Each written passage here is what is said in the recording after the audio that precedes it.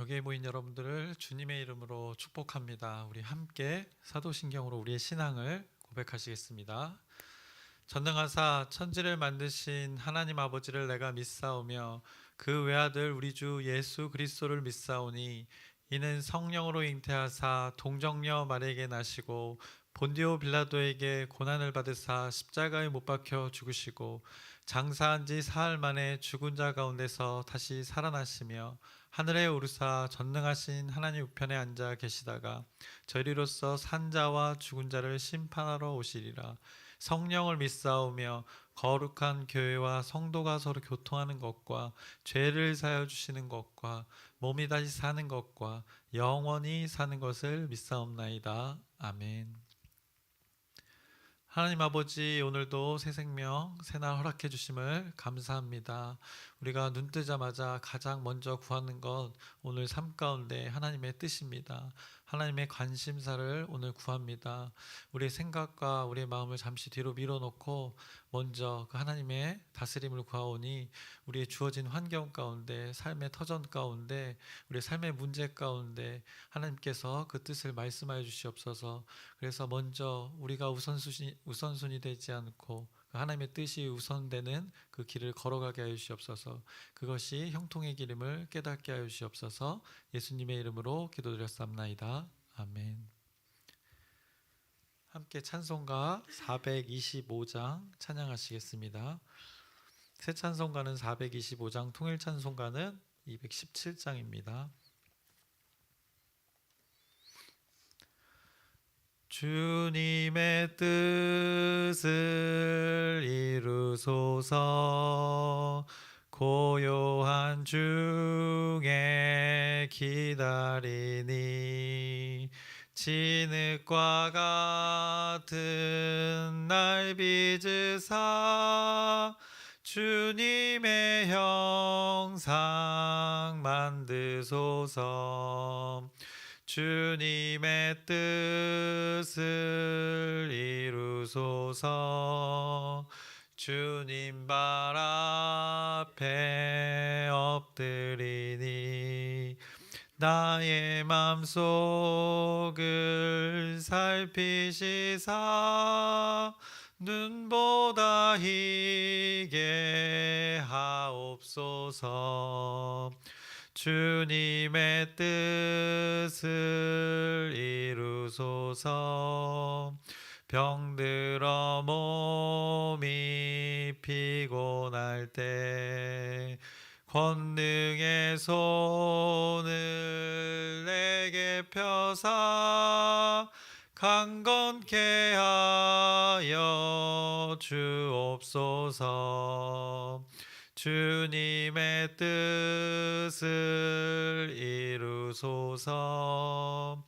온전히 나를 주장하사 주님과 함께 동행함을 만민이 알게 하옵소서. 아멘. 오늘 함께 나누실 말씀은 사무엘하 2장 1절부터 11절까지의 말씀입니다. 사무엘하 2장 1절에서 11절까지의 말씀, 함께 읽기는 1절 우리 함께 읽겠습니다. 사무엘하 2장 1절의 말씀 다 찾으셨으면 함께 읽겠습니다. 그 후에 다윗이 여호와께 여쭈아뢰되 내가 유다 한 성읍으로 올라가리이까? 여호와께서 이르시되 올라가라. 다윗이 아뢰되 어디로 가리이까? 이르시되 헤브론으로 갈지니라. 아멘. 이제 오늘은 2장의 그 전반부 말씀을 나누고 또 내일은 이제 그 이후에 11절 이후에 말씀을 나누려고 합니다. 그래서 어제 말씀에서는 이 다윗이 자신의 삶을 이제 노래로 표현했습니다. 그래서 자신과 함께했던 사람들과의 그 기억을 노래했습니다. 그리고 자신과 함께 하셨던 그 하나님과의 기억을 노래했습니다. 함께했던 자들의 그 죽음에 통곡하면서 또 애도하면서 슬퍼하면서 자신의 감정을 그 시로 이렇게 쏟아냈습니다. 자신과 관계했던 이들의 그 모든 일을 다윗이 하나님과의 그 관계에서 다시 재해석하면서 원수의 죽음에 그 기쁨이 아닌 슬픔을 그가 노래했고, 또 사랑하는 이의 죽음에 당연히 그가 슬픔을 노래할 수밖에 없었습니다. 그래서 이제 다윗은 아주 이제 중요한 시점을 맞이하게 되었습니다. 하나님께 그 기름 부음 받은 자의 그 죽음으로 인해서 이제 이스라엘의 그 왕의 자리에 공백이 생겼습니다. 그래서 사람들의 시간표에서는 왕의 그 없음, 왕의 부재와 이스라엘의 어떻게 보면 위기의 순간이었지만, 그 하나님의 시간표에서는 하나님의 다스림이 있는 그 사람의 쓰임이 준비되어지고 이제 등장하는 그 새로움의 순간이었습니다. 그래서 하나님의 계획이 이제 미리 준비되어진 대로 이루어져 가고 있는 그 시간들이었던 것입니다. 그래서 이미 하나님께서는 사울에게서 하나님의 영이 떠나감을 미리 말씀하셨고, 그로 인해서 그 아직 어렸던 다윗에게 기름을 부으셨었습니다. 그래서 사무엘상 16장의 말씀을 확인하려고 합니다. 사무엘상 16장 13절의 말씀을 확인합니다. 사무엘이 기름 뿔병을 가져다가 그의 형제 중에서 그에게 부었더니 이날 이후로 다윗이 여호와의 영에게 크게 감동되니라. 사무엘이 떠나서 라마로 가니라. 여호와의 영이 이때부터 다윗을 통해서 또 이스라엘을 이제 하나님의 공동체를 세워가시기 시작했던 것입니다. 환난 당한 자들, 그리고 빚진 자들, 또 마음이 원통한 자들이 이제 그의 곁에, 다윗 곁에 모이기 시작했고, 자신들의 땅도 없이 그 이방의 땅, 그 블레셋 땅에서 아둘람 그 공동체가 세워지기 시작했던 것입니다. 그리고 이제 오늘 사무엘하 2장에서 이제 그 과정들을 거친 후에 실질적인 통치가 이제 한 지파 땅에서 시작됨을 말씀합니다. 그래서 이스라엘 유다 땅에서 이제 그의 통치가 시작됩니다. 그 통치의 시작과 더불어서 이제 다윗을 따르는 자들의 그 세력과 또 사울을 따르던 자들의 세력의 충돌을 이제 성경이 사무엘하 2장부터 이제 말씀하기 시작합니다. 그래서 하나님께서 새롭게 기름을 부었던 그 다윗을 통한 실질적인 통치의 그 시작을 알리고 있는 것입니다.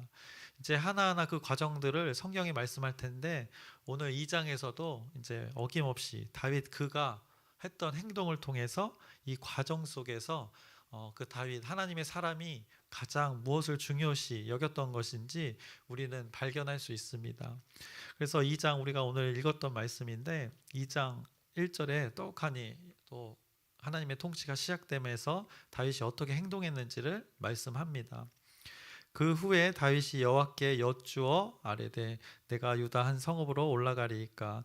여호와께서 이르시되 올라가라. 다윗이 아뢰되 어디로 가리이까. 이르시되 헤브론으로 갈지니라. 묻고 답하고 이 하나님과의 그 친밀한 관계를 2장 처음에 또 이렇게 말씀하고 있습니다. 그 후에라고 합니다. 사울과 요나단의 죽음 그 이후입니다. 그리고 다윗이 여호와 하나님께 물었습니다. 이제 자신이 이 중요한 시기에 무엇을 해야 할지를 물었습니다. 이것이 성경이 말하는 또 핵심입니다. 자신의 삶의 그 중요한 기로에서 자신의 삶뿐만 아니라 그 이스라엘 공동체, 하나님의 그 공동체의 그 중요한 시기에 그가 역시나 가장 먼저 했던 것은 그 하나님의 뜻을 묻는 것이었습니다. 하나님의 뜻이 무엇인지 파악하는 것이 그 다윗의 최대의 관심사였습니다. 그래서 다윗은 이미 기름 부음을 받았었습니다. 그리고 그를 따르던 자들이 많았었습니다. 사울조차도 그를 이스라엘의 참 왕이라고 인정했었습니다. 적군들조차도 다윗을 이스라엘의 왕이라고 인정했었습니다. 다윗은 그러면 이제 자신이 왕이 되었음을 이제 선포하며 사람들 앞에 나서며, 그리고 자신을 따르라고 이렇게 선포하면서 왕으로서의 자신들의 일을 그렇게 감당할 만도 한데, 그렇게 해도 누구 하나 어떻게 보면 태클을 걸 사람이 아무도 없을 것 같은데, 다윗은 그 상황에서도 자신에게 주어진 그 분명한 절차를 밟았던 것입니다. 그 절차는 바로 하나님의 뜻을 묻는 절차였습니다. 그래서 하나님께 묻는 모습에서 그가 참 하나님의 사람, 참 신앙인의 모습을 우리가 발견합니다. 하나님을 믿는 신앙을 그가 행동으로 나타낸 것입니다. 하나님 이제 어떻게 할까요? 이제 사울도 죽고 요나단도 죽었는데 제가 무엇을 하면 좋겠습니까? 제가 유다의 한 성읍으로 올라가면 되겠습니까? 그가 정황상 그러한 줄 알고 하나님께 묻습니다. 그랬더니 하나님은 답을 말씀해 주십니다. 올라가라라고 말씀하십니다. 그리고 구체적으로 헤브론으로 갈 것을 분명하게 말씀하십니다. 다윗은 자신이 왕이 될 것을 이미 직감적으로 알았을 것입니다. 사울의 죽음으로 인한 그 왕의 빈자리에, 그 권력의 자리에 다윗이 바로 어떻게 보면 왕의 자리로 올라간 것이 아니라 그는 하나님이 말씀하신 그 자리로 먼저 올라갔음을 성경이 말씀합니다. 그 자리는 하나님의 뜻을 묻는 자리였음을 성경이 말합니다. 그래서 이제 다윗이 유다 지역으로 그 근거지를 옮겨갑니다. 이제 유다 지역에서 다윗의 공동체가 중심적으로 활동하는 것을 성경이 이제 말씀합니다. 유다 지역 헤브론을 언급했습니다. 그러면서 이제 그리고 다윗의 아내들도 언급을 합니다. 오늘 2절 말씀을 보시면 다윗이 그의 두 아내 이스라엘 여인과 아히노암과 갈멜 사람 나발의 아내였던 아비가일을 데리고 그리로 올라갈 때라고 이렇게 말씀합니다.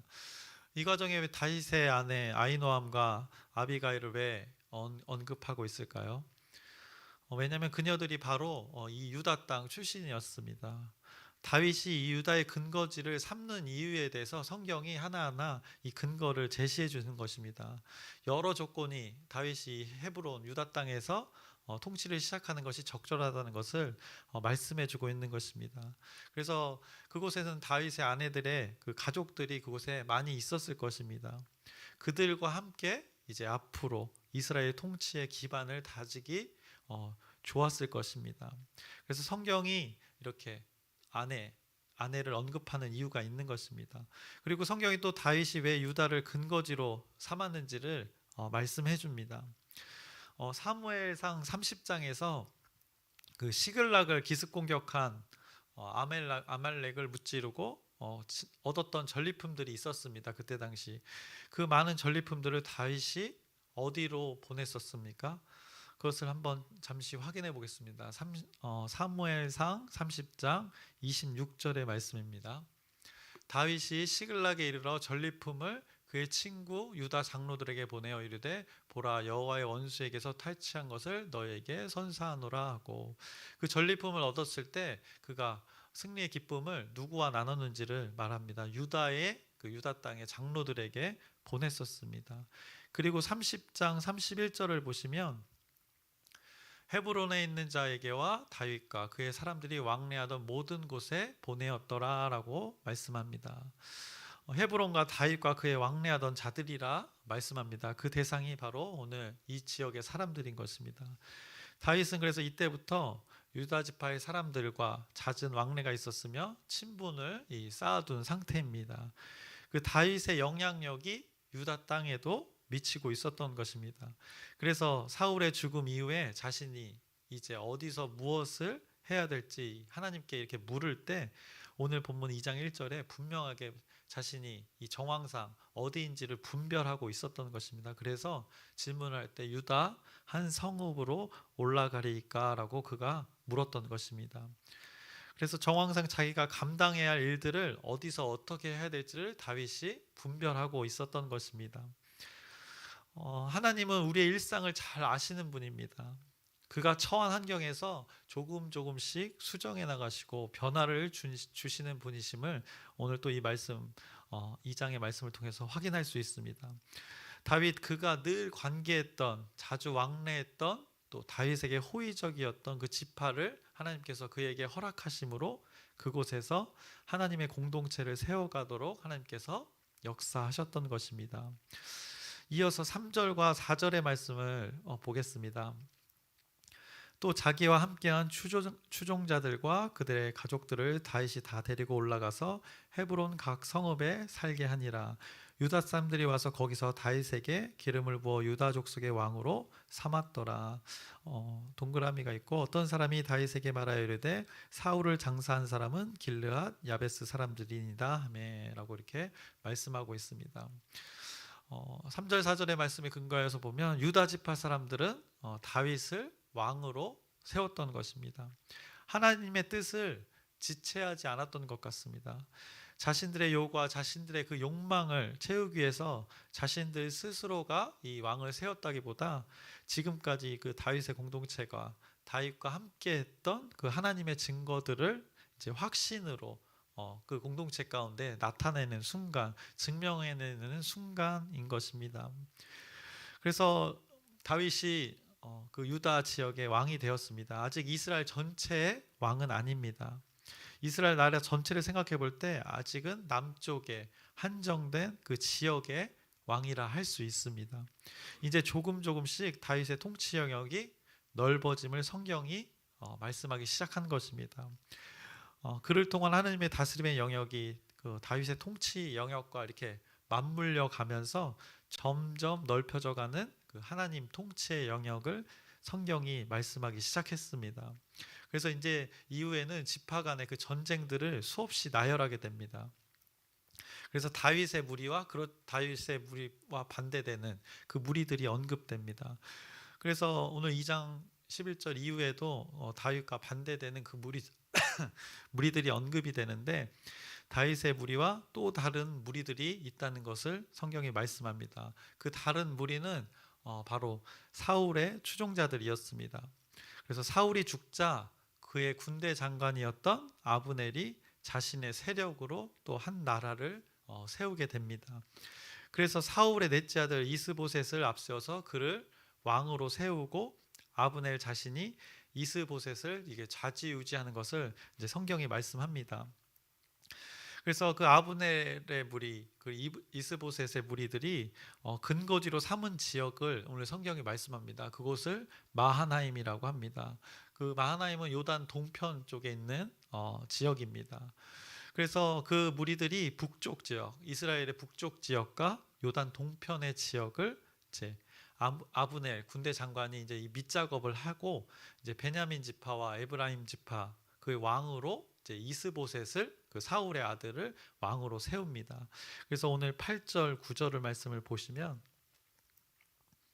사울의 군사령관 넬의 아들 아브넬이 이미 사울의 아들 이스보셋을 데리고 마하나임으로 건너가 길르앗과 아술과 이스라엘과 에브라임과 베냐민과 온 이스라엘의 왕으로 삼았더라라고 이렇게 말씀합니다. 그리고 이스보셋의 그 통치 기관과 다윗의 통치 기간을 10절부터 11절에 언급합니다. 사울의 아들 이스보셋이 이스라엘 왕이 될 때에 나이가 40세이며 2해 동안 왕위에 있으니라. 유다 족속은 다윗을 따르니 다윗이 헤브론에서 유다 족속의 왕이 된 날수는 7년 6개월이더라라고 이렇게 성경이 그들의 통치 기간을 구체적으로 말씀합니다. 초대 왕이라고 할 수 있는 그 사울 죽음 이후에 다음 왕으로 누군가가 세워지는 과정을 지금 성경이 말씀하고 있습니다. 남쪽에서는 다윗이 유다 땅 헤브론에서 왕이 되었습니다. 유다 사람들이 그에게 기름을 부었습니다. 이미 하나님께서는 다윗에게 기름을 부었었습니다. 그리고 북쪽에서는 아브넬이 그 아브넬의 권력의 힘으로 사울의 넷째 아들인 이스보셋이 마하나임 지역에서 왕이 되었음을 성경이 말씀합니다. 성경은 자세히 보시면 분명하게 다르게 표현하고 있는 것을 말씀하고 있습니다. 여러분이 발견하셨는지 모르겠지만 다윗은 기름 부음에 대해서 분명히 언급합니다. 오늘 유다 땅에서 기름 부음을 받았다고 언급하고 있습니다. 그러나 이스보셋은 그 기름 부음에 대한 언급이 없습니다. 그래서 오늘 9절과 11절을 잘 비교해 보면, 이 9절 후반부를 보시면 이스보셋은 온 이스라엘의 왕으로 삼았다고 이렇게 표현하고 있습니다. 그리고 11절에서는 다윗이 유다 족속의 왕이 되었다고 표현하고 있습니다. 그래서 다시 한번 8절부터 우리가 좀 보자면, 8절의 시작을 이렇게 주어가 이렇게 됩니다. 사울의 군사령관 넬의 아들 아브넬이라고 이렇게 하면서 주어가 아브넬이 됩니다. 그래서 아브넬이 이스보셋을 온 이스라엘의 왕으로 삼은 것입니다. 많은 사람들이 이스보셋을 왕으로 인정한 것이 아니라 아브넬이 그 군대 장관, 그 자신의 어떤 힘으로 지금 왕을 세운 것입니다. 인위적으로 세운 것입니다. 마하나임 지역 그리고 길르앗과 아술과 이스라엘과 에브라임과 베냐민과 온 이스라엘이라고 말하면서 아브넬이 스스로 온 이스라엘이라고 칭하면서 군대 장관의 그 영향력으로 이스보셋이라는 사울의 그 피부치를 왕으로 세운 것입니다. 어떻게 보면 사울이라는 그 혈통이라는 그 명분만 내세워서 왕이라는 이름표만 그에게 가져다가 붙인 것입니다. 왜냐하면 여기에 하나님의 뜻은 전혀 언급되지 않습니다. 하나님의 뜻이라는 표현이 성경에 전혀 말씀하고 있지 않기 때문입니다. 예를 들어 하나님의 영이 임하였다던가 여호와 하나님의 이르시되 이런 언급이 전혀 없는 것이 이 이스보셋 왕의 세움의 특징입니다. 그리고 팩트 체크만 해도 이스보셋은 온 이스라엘의 왕이 아니었습니다. 이미 남쪽에서는 다윗이 왕으로 기름 부음을 받은 상황이었기 때문입니다. 그러니 지금 아브넬이 스스로 이스보셋이라는 사람을 세워 왕으로 삼고 자신의 그 권력을 이용한 자신의 욕망을 이루는 모습을 지금 성경이 다윗의 공동체와 비교해서 말씀하고 있는 것입니다. 그래서 반면 다윗은 어떻습니까? 10절 후반부를 보시면 유다 족속은 다윗을 따르리니라고 이렇게 말씀하고 있습니다. 자의가 아닌 타의로 다윗이 세워져감을 말씀하고 있습니다. 다윗의 주변 사람들이 스스로 자원하는 마음으로 다윗을 따르고 있음을 성경이 말씀하고 있습니다. 그래서 두 무리의 시작은 이렇게 성경이 말씀하고 있는 것입니다. 그리고 결국에는 이 남쪽의 다윗의 공동체와 북쪽의 무리들, 그 아브넬의 무리라고 할까요? 아니면 이스보셋의 무리라고 할까요? 이 다윗의 공동체와 사울의 무리들이 이제 서로 충돌하게 되는 것을 성경이 이제 은근히 말씀하고 있는 것입니다. 서로 다른 것을 추구하는 무리들의 충돌이 이제 이후에 계속되어집니다. 그래서 오늘 우리 본문에서 우리가 기억해야 할 것은 다윗 그에게 주어진 시간 가운데 그 중요한 시기에 바로 다윗이 취했던 태도입니다. 그가 하나님의 일을 분별하면서 자신이 해야 할 일을 하나님께 물었습니다. 반면 아브넬과 이스보셋은 하나님께 묻는 일이 전혀 없었습니다. 해야 할 일이 아닌 하고 싶은 일을 그들이 먼저 했던 것입니다. 해야 할 일은 하나님의 뜻이 될 것이고 하고 싶은 일은 어떻게 보면 우리의 바람이 그 사람들의 바람일 것입니다. 그래서 우리도 마찬가지 아닙니까? 우리가 시기에 알맞은 일을 해야 우리의 삶이 윤택해지는 것입니다. 예를 들어 이제 학생을 예로 들자면 그 학생의 신분에서는 학생의 그 때에 본분을 다할 때 그 후의 삶이 보다 윤택해지는 것입니다. 만약 그 시기에 하고 싶은 일만 하며 산다면 나중에 그 삶이 해야 될 일을 하며 살아야 하기 때문에 삶이 더 고생스러워지는 것입니다. 해야 될 일을 하지 않으므로 그 삶의 공백이 생겨서 기본적인 어떤 소양을 갖추지 못할 뿐더러 기본을 그 학생의 시기에 쌓지 못하므로 나중에 그 공백을 메우려면 배의 노력이 필요하게 되는 것입니다. 그래서 우리는 우리에게 주어진 시간 속에서 이 해야 될 것과 하고 싶은 것을 잘 구분해야 할 것입니다. 오늘 말씀에는 두 무리를 말씀합니다. 두 무리는 동일하게 왕이라는 한 사람을 세웠고 한 사람은 이미 하나님의 기름 부음을 받았고 또 사람들의 인정에 그 기름 부음도 있었습니다. 반면 다른 한 사람은 기름 부음이 없었고 사람들의 인정도 없었습니다. 그 시작의 차이를 우리는 분별할 수 있어야 합니다. 오늘 말씀을 통해서 하나님의 뜻을 묻는 우리가 하나님의 자녀로서의 당연한 해야 될 일들이 무엇인지를 이 말씀을 통해서 기억해야 된다는 것입니다. 결국 하나님의 뜻을 묻는다는 것은 결국 하나님과 소통하는 것이고 하나님과 친밀한 관계를 가지게 되는 것입니다. 하나님이 우리의 마음을 헤아리고 우리가 하나님의 마음을 헤아리고 이것이 신앙의 근본인 것입니다. 하나님이 여러분의 마음을 너무나도 잘 알아주시는 것은 당연한 것입니다. 왜냐? 여러분이 여러분의 마음을 항상 고백하기 때문입니다. 이것이 분명해지면 무엇을 한들 기쁘지 않겠습니까? 여러분이 결국 하나님과 소통하고자 하면 오늘 다윗처럼 하나님께서는 분명하게 답을 주실 것입니다. 그래서 다윗은 해야 될 일, 하나님의 뜻을 묻는 일에 늘 관심을 가졌습니다. 아브넬과 이스보셋의 무리는 하고 싶은 일, 하나님의 뜻을 묻는 일보다 앞선 다른 동기가 있었습니다. 해야 될 일에 관심이 없었습니다. 그래서 오늘 이 두 무리를 여러분이 기억하시길 바랍니다. 결정하고 판단하는 우리의 마음과 생각, 우리의 마음과 생각을 어디에 두어야 할지, 우리의 시선은 어디로 향해야 될지를 생각해 보시길 바랍니다. 그래서 영원하신 하나님께 우리의 생각과 마음, 그 시선을 두시기를 바랍니다. 그리고 하나님의 생각과 하나님의 무엇인지 그곳에 우리의 마음과 생각이 함께하기를 주님의 이름으로 축원합니다. 말씀을 마치겠습니다. 하나님 아버지, 오늘도 어김없이 하나님의 말씀을 나누었습니다. 그 가운데 다윗이 가장 먼저 했던 것, 그 중요한 시간에 중요한 시기에 했던 그의 행동이 있었습니다. 하나님의 뜻을 묻는 것이었습니다. 또 하나님의 뜻을 묻지 않는 그 무리가 있었습니다. 하나님의 말씀을 이렇게 비교하면서 분명히 우리에게 걸어갈 길을 제시해 줍니다. 오늘 우리의 삶 가운데 가장 우리가 먼저 해야 될 일, 하고 싶은 일, 그 가운데 무엇을 해야 될지 기억하게 해주시옵시고 그 주님의 뜻을 따라 한 걸음 한 걸음 하나님의 길을 따라가는 우리 공동체가 되게 하여 주시옵소서. 예수님의 이름으로 기도드렸사옵나이다. 아멘. 하늘에 계신 우리 아버지여, 이름이 거룩히 여김을 받으시오며 나라의 마옵시며 뜻이 하늘에서 이루어진 것 같이 땅에서도 이루어지이다. 오늘날 우리에게 일용할 양식을 주옵시고 우리가 우리에게 죄 지은 자를 사하여 준 것 같이 우리의 죄를 사하여 주옵시고 우리를 시험에 들게 하지 마옵시며 다만 악에서 구하옵소서. 나라와 권세와 영광이 아버지께 영원히 있사옵나이다. 아멘. 기도 제목 간단하게 나누겠습니다.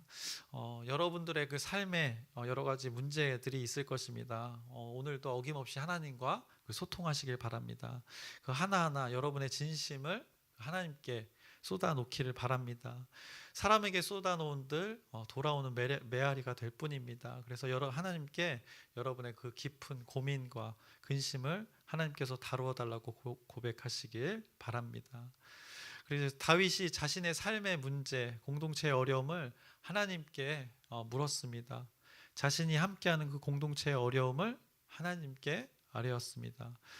우리도 그 하나님에게 우리 공동체의 문제들을, 우리가 마음에 품고 있는 그 고민들을 하나님께 묻고 오늘 답을 얻어서 주어진 상황에서 형통을 여러분들이 맛보시길 바랍니다. 그래서 광야의 길과 죽음의 고비에서도 그 하나님의 계획대로 성취되어지는 그 다윗의 삶을 기억하면서 우리의 삶도 그렇게 되어지길 바라면서 우리 주여 크게 한번 부르짖고 함께 기도하시겠습니다.